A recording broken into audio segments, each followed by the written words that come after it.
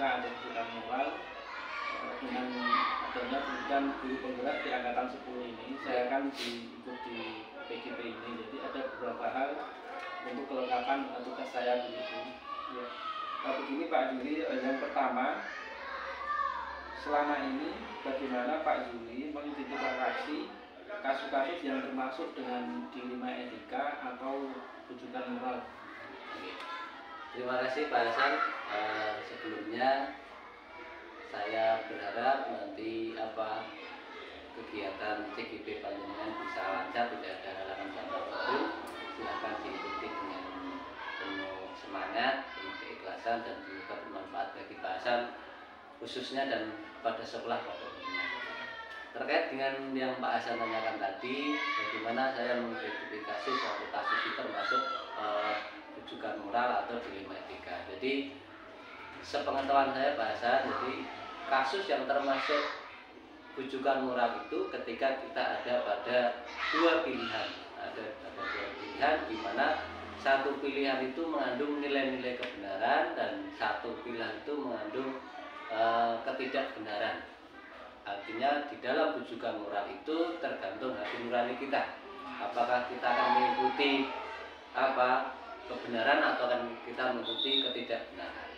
Yang kedua terkait dengan dilema etika, ini yang mungkin agak sulit Pak Hasan, karena dilema etika itu kita dihadapkan pada dua pilihan di mana pilihan itu sama-sama mengandung dua kebenaran. Jadi perlu langkah-langkah strategi khusus dalam memutuskan suatu pilihan atau memutuskan suatu keputusan ketika kita ada pada situasi dilema etika seperti itu. Ya. Untuk pertanyaan kedua, selama ini untuk pengambilan keputusan di sekolah, terutama untuk kasus-kasus di mana dua kepentingan yang sama-sama benar atau sama-sama mengandung nilai kebajikan, itu bagaimana Pak? Oh gitu, ya oke, terima kasih.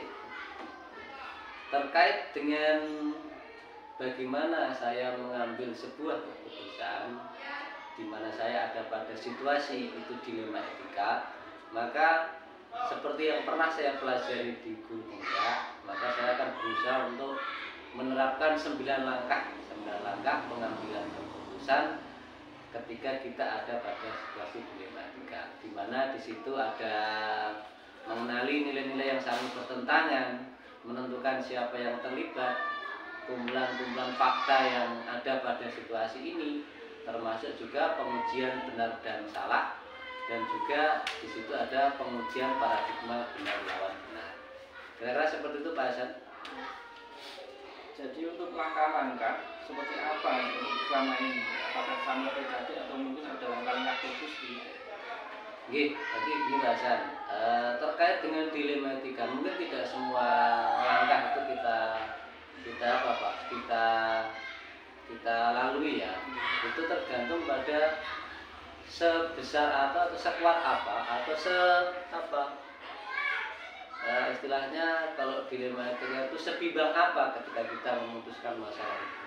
Jadi ketika masalah itu sama-sama dilema etika tapi mungkin fokusnya berbeda, mungkin langkah yang kita ambil juga berbeda Pak. Untuk pertanyaan yang keempat, nah hal-hal apa saja yang selama ini Pak Zul anggap efektif dalam pengambilan keputusan di kasus-kasus yang dilema etika? Oh ya, oke Pak Hasan.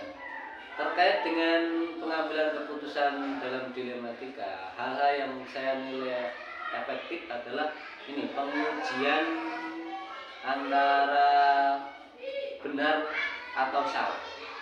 Yang di situ ada uji ilegalnya, ada uji legalnya, dan di situ ada uji regulasi, dan juga ada uji intuisi, juga ada uji publikasi, dan yang terakhir ada uji panutan atau uji idola. Itu yang menurut saya hal yang sangat penting yang perlu kita lakukan kaitannya dengan pengambilan keputusan saat kita ada pada dilema etika. Ya, selanjutnya untuk selama ini apa yang menjadi tantangan dalam pengambilan keputusan di dilema etika? Ini Pak Hasan, yang menjadi tantangan adalah ketika kita ada pada dilema etika di mana eh, situasinya betul-betul berat untuk kita memilih, memutuskan, karena mungkin sama-sama memiliki nilai kebenaran, sama-sama juga itu situasinya bersama-sama kita butuhkan. Jadi kita sangat kesulitan untuk menentukan mana keputusan yang kita ambil. Tantangannya sih. Terus untuk apakah Pak Juli itu memiliki tata kelola atau jadwal tertentu dalam penyelesaian dilema etika? Apakah langsung diselesaikan dari itu atau memang memerlukan waktu seperti itu? Oke, terima kasih terkait dengan pertanyaan itu. Jadi tergantung situasi yang ada saat itu, Pak. Jadi apakah ketika saya menghadapi dilema etika itu saya harus segera mengambil keputusan secara cepat, ataukah ketika saya ada pada dilema etika itu saya tidak perlu memutuskan secara cepat, masih ada selang waktunya. Jadi ketika itu membutuhkan suatu keputusan yang cepat, tentunya akan saya ambil secara cepat. Tapi ketika itu membutuhkan waktu yang tidak terlalu cepat untuk diputuskan, maka mungkin saya akan berusaha untuk menggunakan 9 langkah pengambilan keputusan saat dilema. Seperti itu, Pak. Jadi tidak ada jadwal-jadwal tertentu kaitannya dengan dilema etika ini. Jadi ketika kita ada permasalahan yang di situ di dalamnya ada dilema etika, maka di situ saya akan berusaha untuk mengatasinya. Seperti itu. Selanjutnya Pak Juli, apakah ada faktor tertentu atau mungkin seseorang yang bisa membantu dalam pengambilan keputusan di dilema etika? Ya, terima kasih Pak Hasan. Terkait dengan dilema etika, tentunya saya punya yang namanya uji panutan atau uji idola ya. Orang-orang inilah yang yang sebelumnya menjadi bagian dari diri saya untuk pengambilan sebuah keputusan. Siapa orang-orang ini? Yang tentunya yang pertama adalah saya selalu berdoa kepada Nabi Muhammad SAW, Nabi kita, dunia kita. Yang kedua, ada 2 orang yang ada di dekat saya yang selama ini saya jadikan idola atau panutan. Yang pertama kakak saya pribadi yaitu Pak Waidi, yang menurut saya beliau itu seseorang yang tegas. Di sisi lain beliau itu sosok yang tegas, bisa menjadi teladan bagi adik-adiknya. Terus yang kedua ada beliau Pak Wakid. Wakid itu kalau koordinator tidak salah yang koordinator itu, saya banyak belajar dari beliau bagaimana mengambil sebuah keputusan. Seperti itu Pak. Lanjut Pak Juli, pertanyaan yang terakhir ini, dari semuanya ini kira-kira pembelajaran apa yang bisa dipetik dari pengalaman Pak Juli selaku kepala sekolah dalam pengambilan keputusan di dilema etika? Apakah ada pengalaman yang menarik atau bagaimana? Ya. Jadi terima kasih Pak Hasan. Terkait dengan dilema etika ini di sekolah tentunya saya juga punya pengalaman menarik ketika saya contohkan realnya yang terjadi, bahwa ketika saya berhadapan dengan teman-teman Bapak Ibu guru yang menghendaki anak-anak berwisata ke Pantai Parangtritis, sementara atasan kami berkehendak untuk tidak ke sana, maka di sini saya harus mengambil sebuah sikap, di mana sikap itu bisa diterima semua pihak, bisa diterima oleh atasan, sekaligus juga bisa diterima oleh teman-teman di sekolah ini. Jadi ada strategi khusus, ada teknik-teknik khusus dalam rangka untuk mengambil sebuah keputusan tersebut. Dan akhirnya alhamdulillah semuanya bisa berjalan dengan baik, teman-teman bisa menerima, Pak Koordinator selaku atasan juga bisa menerima dengan baik apa yang sudah kita usulkan kemarin. Seperti itu Pak. Terima kasih Pak Juli atas beberapa jawaban yang Bapak ini sampaikan ini bisa benar-benar bermanfaat, minimal saya bisa mengambil nilai-nilai yang baik yang tentu perlu saya pelajari, saya gunakan untuk kedepannya, dan semoga semuanya bisa benar-benar bermanfaat untuk saya pribadi dan juga untuk sekolah ini. Terima kasih Pak Didi atas waktunya. Sama-sama Pak Hasan. Saya secara pribadi juga mohon maaf apabila tadi dalam wawancara ada kekurangannya, banyak kekurangannya gitu. Terus ada juga tutur kata yang kurang pas, kurang berkenan jadi Pak Hasan. Sukses untuk Pak Hasan. Terima kasih. Sama-sama.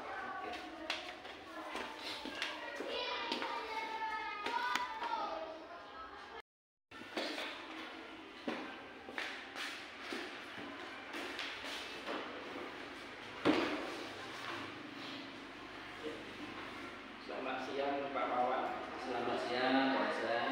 Ini mohon maaf ini saya mengganggu waktunya sebentar. Ada beberapa hal yang ingin saya tanyakan terkait dengan pengambilan keputusan yang berbasis nilai-nilai kebajikan sebagai seorang pemimpin.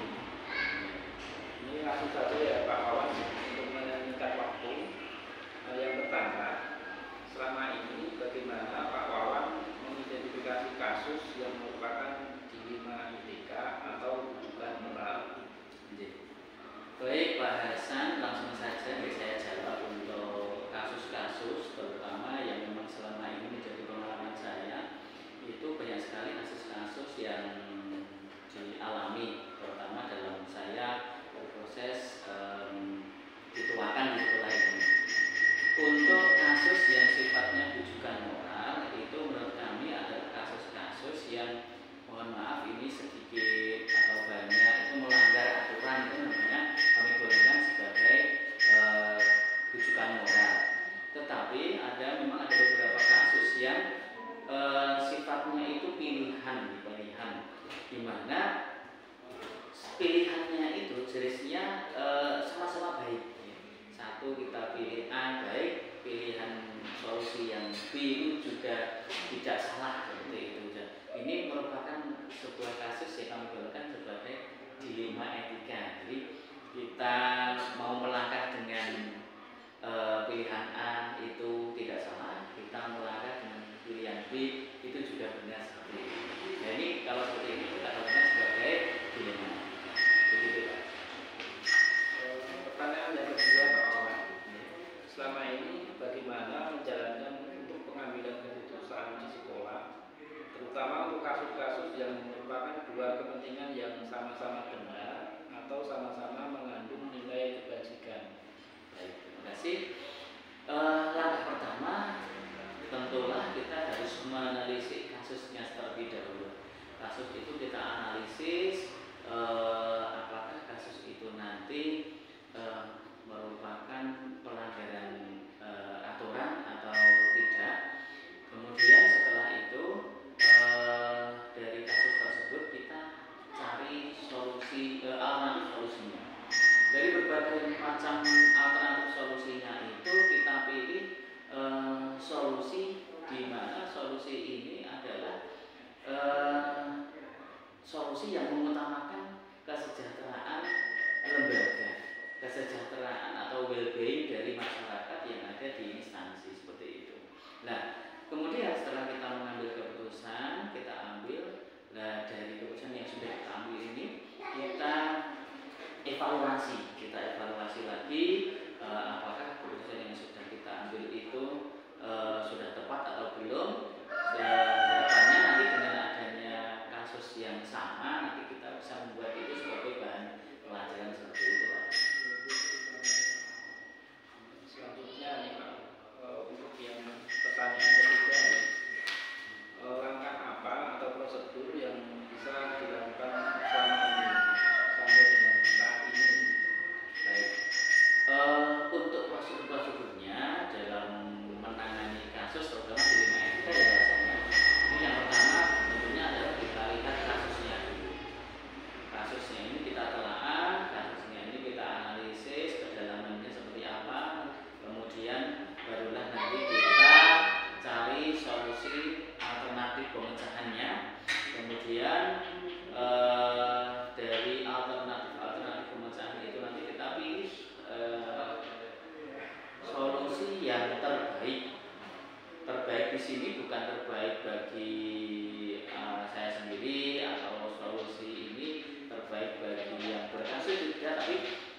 semuanya, terutama bagi lembaga seperti itu. Dan setelah itu kita evaluasi lagi ya.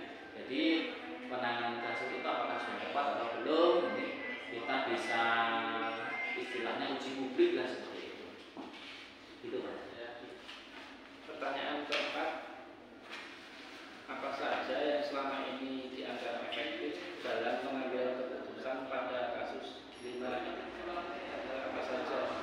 Baik, terima kasih Pak Hasan. Untuk yang kami rasa efektif dalam pengambilan keputusan adalah hasil uji publik. Jadi kan yang terakhir uji publik ya.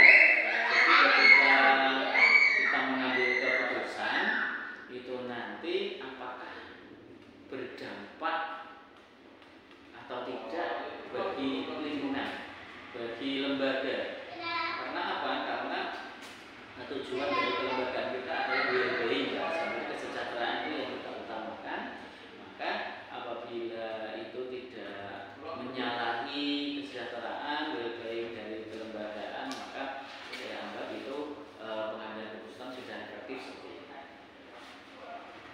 Yang kelima Pak Wawan, hal-hal apa saja yang selama ini menjadi tantangan dalam pengambilan keputusan di Dilema Etika? Baik.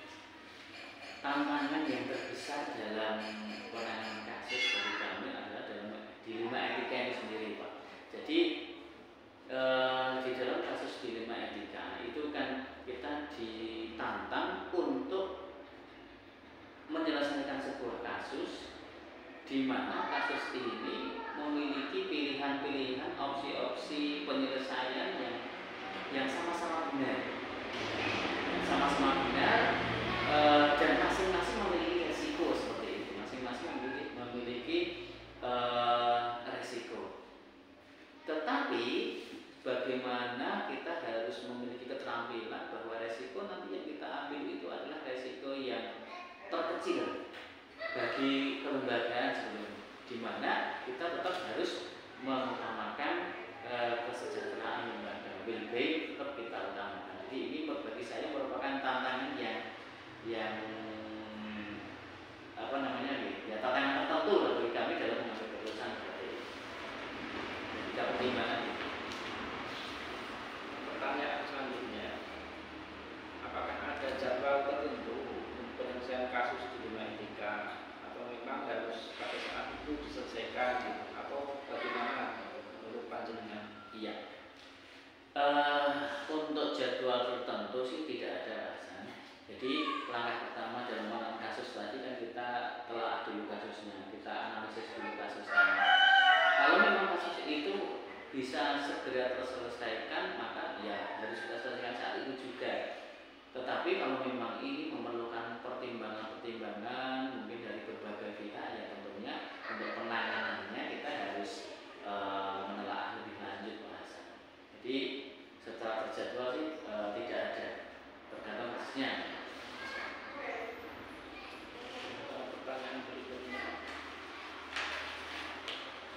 apakah ada faktor atau seseorang yang membantu Pak Wawan ketika pengambilan keputusan di dilema etika? Baik. Untuk personel ataupun teman-teman sejawat itu semuanya membantu Pak Hasan. Jadi terutama teman-teman yang memiliki kedekatan secara emosional itu biasanya kami meminta sumbangsih pikirannya sebagai pertimbangan-pertimbangan. Kami juga tidak menutup kemungkinan kalau memang permasalahannya itu memang perlu dikonsultasikan lebih lanjut dengan atasan, maka ya kita harus berkonsultasi dengan atasan. Intinya tetap berkolaborasi dengan teman-teman dalam menyelesaikan kasus yang Ya, Pak Wawan, ini pertanyaan yang terakhir ini. Dari semuanya yang telah disampaikan oleh Pak Wawan tadi, kira-kira pembelajaran apa yang bisa diambil dari pengalaman Bapak selama ini dalam pengambilan keputusan di dilema etika? baik. Pembelajaran yang bisa saya ambil dalam hal ini bahwa dalam kita memutuskan sebuah perkara, memutuskan sebuah kasus untuk kita cari solusi. kaku nih, tidak kaku, tidak sesuai, tidak harus saklek itu tidak, tetapi satu hal yang harus kita perhatikan adalah bagaimana sistem di dalam kelembagaan itu tetap berjalan dan tujuan utama well-being dari masyarakat, baik masyarakat di dalam kelembagaan itu maupun masyarakat sekitar itu tetap kita utamakan. Jadi intinya dalam menyelesaikan kasus khususnya dalam dilema etika itu kita harus luwes dan harus betul-betul menelaah kasus beserta rentetan resiko-resiko dan akibat-akibat yang ada di belakangnya, seperti itu Pak. Ya, terima kasih Pak Wawan atas waktunya. Semoga apa yang kita lakukan pada siang hari ini bermanfaat bagi kita semua di sini, terutama di sekolah kita. Saya juga bermanfaat, untuk Bapak selaku kepala sekolah yang sudah punya pengalaman juga bermanfaat. Ya, terima kasih atas waktunya. Mohon maaf, semoga di lain kesempatan kita bisa berjumpa lagi. Terima kasih juga ya Hasan. Terekam. Lihat dulu. Terekam.